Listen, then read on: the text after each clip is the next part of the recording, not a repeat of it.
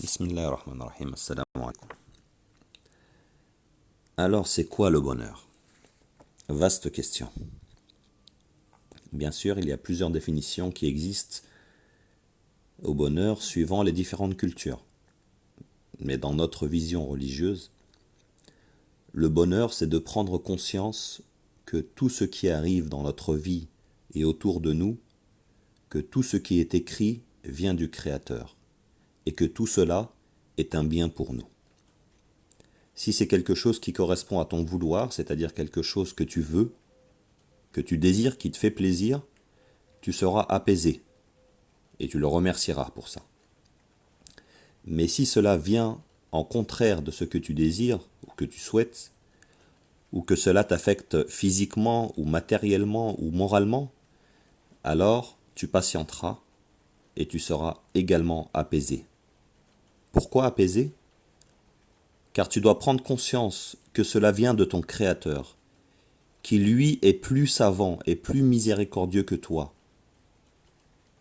et que ton Créateur est intervenu et a fait que cette chose qui est contraire à ce que toi tu veux correspond à son vouloir à lui.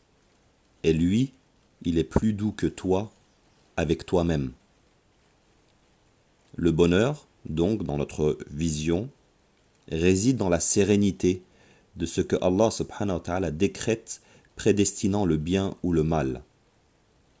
Et que ce que Allah décrète pour nous est en fait un bien. Alors bien sûr, cela est difficile à atteindre. Certaines personnes peuvent effectivement patienter de ce qu'il arrive de mal, mais à l'intérieur d'eux brûlent. Mais le chemin est un bonheur, à prendre et à apprendre. Et à te renforcer jusqu'à arriver, avec l'aide d'Allah subhanahu wa ta'ala, à cet état de quiétude. Celui qui a cette certitude en lui a une très bonne relation avec Allah. Car un des buts de Satan est qu'il te fasse oublier que Allah s'occupe de toi et en vérité te préserve. Écoutez ce que Satan dit quand il parle avec Allah. Il lui dit « Accorde-moi un délai, dit Satan, jusqu'au jour où ils seront ressuscités.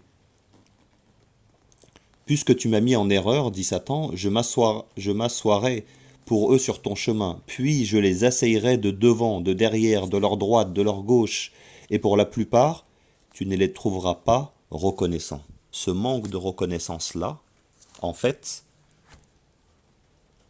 est une turpitude. Satan essaye de dévier du droit chemin. Nous devons être reconnaissants en toutes choses envers Allah subhanahu wa ta'ala. Plus tu ressentiras dans ton cœur que chaque chose, petite ou grande, vient d'Allah et qu'il te préserve et que ton cœur sera accroché à Allah, plus ta relation avec lui, avec Allah, sera grande. Wassalamu alaikum wa rahmatullah.